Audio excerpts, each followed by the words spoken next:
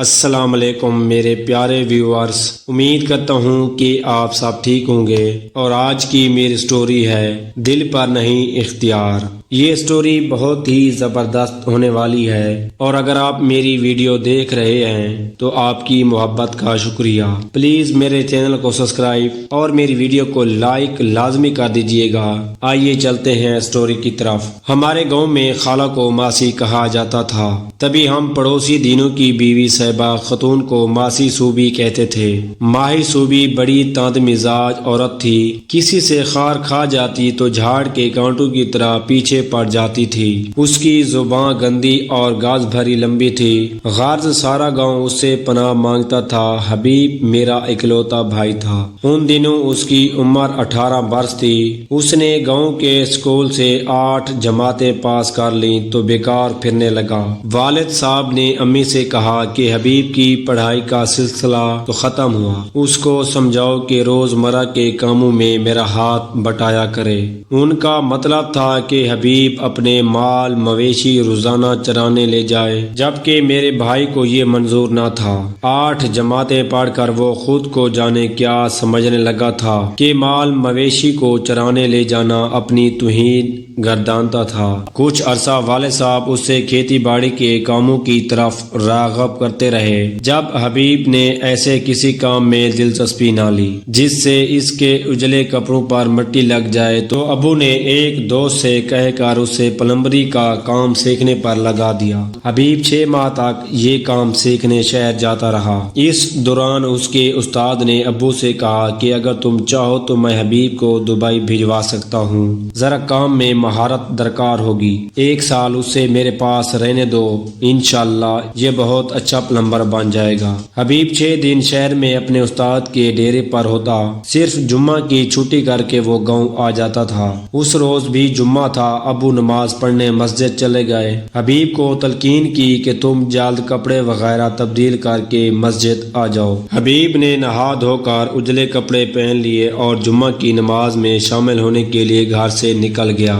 مسجد والے راستے میں ماسی صوبی کا مکان تھا۔ جو ہی بھائی ادھر سے گزرا، ماسی کی بیٹی صورت بی بی کو دیکھا۔ وہ اپنے گھر کے دروازے پر کھڑی جھانک رہی تھی۔ صورت کی عمر 16 برس تھی اور وہ اچھی شکل و صورت کی دوشیزہ تھی۔ اس نے بھی گاؤں کے اسکول سے 4 جماعتیں پڑھی تھیں۔ کبھی وہ حبیب کی ہم جماعت رہی تھی۔ دونوں ایک دوسرے کو جانتے تھے کہ بچپن ساتھ گزرا تھا۔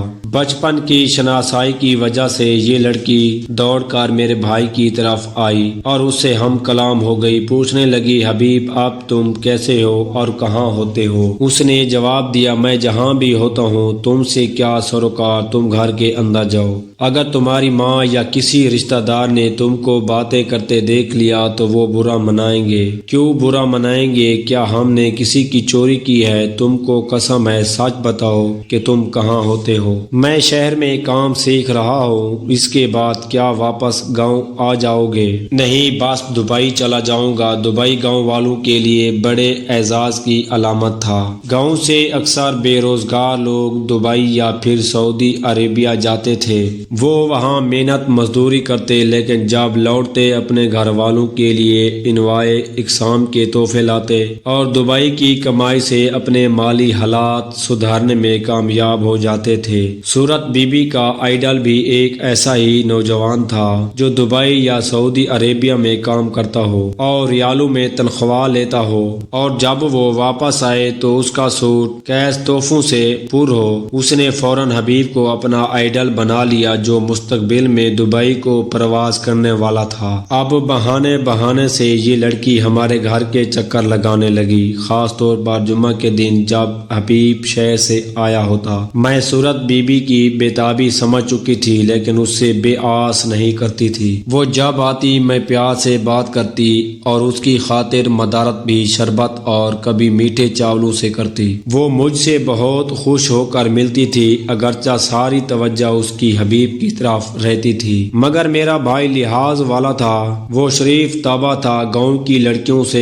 دور دور رہتا، کوئی خود بات کرتی تو بس سلام دعا کی حد تک کلام کر کے چلا جاتا۔ یہ بات سب کو پتا تھی کہ حبیب ایسا نہیں ہے، لیکن جب سے صورت ہمارے گھر کے چکر لگانے لگی تھی، اس کی ماں کو شک ہو گیا، ضرور اس کی بیٹی کا حبیب سے کچھ معاملہ ہے، کیونکہ ہر جمعہ کو حبیب جب نماز پڑھنے نکلتا تو صورت بی بی اپنے دروازے پر کھڑی ملتی اور اس سے بات کرنے کی کوشش کرتی۔ وہ اخلاق کے مارے اس کے ایک آدھ سوال کا جواب دے دیتا اور آگے بڑھ جاتا۔ اس روز بھی ایسا ہی ہوا۔ جب میرا بھائی ماسی صوبی کے گھر کے سامنے سے گزر رہا تھا تو منتظر لڑکی دوڑ کر اس کی جانب آئی۔ آج اس کے ہاتھ میں گلاب کا پھول تھا جو اس نے کیاری سے توڑا تھا، وہ اس نے آنا فانا حبیب کے ہاتھوں میں تھما کر کہا، لو اس سے سونگو، دیکھو کتنی پیاری خوشبو ہے۔ ابھی یہ بات ہوئی تھی کہ سامنے سے صوبی ماسی کے بھائی اور شوہر نمودار ہوئے۔ انہوں نے جو اپنی بیٹی کے قریب حبیب کو دیکھا تو غضب ناک ہو کر اسے للکارا، اوے لڑکے، تو یہاں ہمارے گھر کے سامنے کیوں کھڑا ہے؟ ان کی للکار سن کر حبیب ڈر گیا اور جو پھول صورت نے اسے دیا تھا وہ اس نے زمین پر پھینک دیا اور خود دوڑتا ہوا گھر کو لوٹ آیا۔ ان مردوں نے زمین سے پھول اٹھا لیا اور لڑکی سے سوال کیا کہ یہ پھول کیا حبیب نے تمہیں دیا تھا؟ وہ بولی، ہاں وہ دینا چاہتا تھا، لیکن آپ لوگوں کی آواز سن کر اس نے پھول پھینک دیا اور وہ بھاگ گیا۔ لڑکی نے اپنا کیا میرے بھائی پر ڈال دیا، اس طرح اس نے اپنی جان بچا لی، مگر یہ ان پڑھ گنوار لوگ میرے بھائی کے پیچھے پڑ گئے۔ انہوں نے اعلان کر دیا کہ حبیب اگر ان کو نظر آیا تو وہ اس کو گولی مار دیں گے۔ انہوں نے میرے والد صاحب کو بھی بلا کر دھمکیاں دیں کہ اپنے بیٹے کی شکل یہاں سے گم کرو ورنہ تمہاری ہماری دشمنی نسلوں تک چلے گی۔ والد صاحب گھبرا گئے، حبیب ان کا اکلوتا بیٹا تھا، وہ کسی صورت اسے کھونا نہ چاہتے تھے، لہٰذا انہوں نے استاد جی سے بات کی۔ اس نے کہا، آپ فکر نہ کریں، اس نے کافی کام سیکھ لیا ہے، میں اس کو اپنے دوست کے پاس دبئی بھجوا دیتا ہوں۔ حبیب دبئی چلا گیا، میں اپنے بھائی کے لیے اداس رہنے لگی۔ امی بھی رات دن اس کی خیر و عافیت کی دعائیں کرتی کہ خدا کرے میرا بیٹا پردیس میں خیریت سے ہو۔ وقت گزرتا رہا، یہاں تک کہ 3 سال گزر گئے۔ حبیب نے دبئی میں اچھا خاصا کما لیا، وہ ہر ماہ امی ابو کو رقم بھجواتا رہا۔ اس رقم سے والد صاحب نے اپنا کچا مکان پکا کروا لیا اور ہمارے مالی حالات بہت بہتر ہو گئے۔ امی کا خیال تھا جب میرا بیٹا لوٹے گا تو اس کا سہرا سجانے کا اہتمام کروں گی۔ اس گھر سے انہوں نے اپنی بہن خالہ عشرت سے بات کر لی تھی، جن کی بیٹی سے امی حبیب کی شادی کرنا چاہتی تھی۔ اگر یہ سٹوری آپ کو اچھی لگی ہو تو میرے چینل کو سبسکرائب اور میری ویڈیو کو لائک کر دیجیے گا۔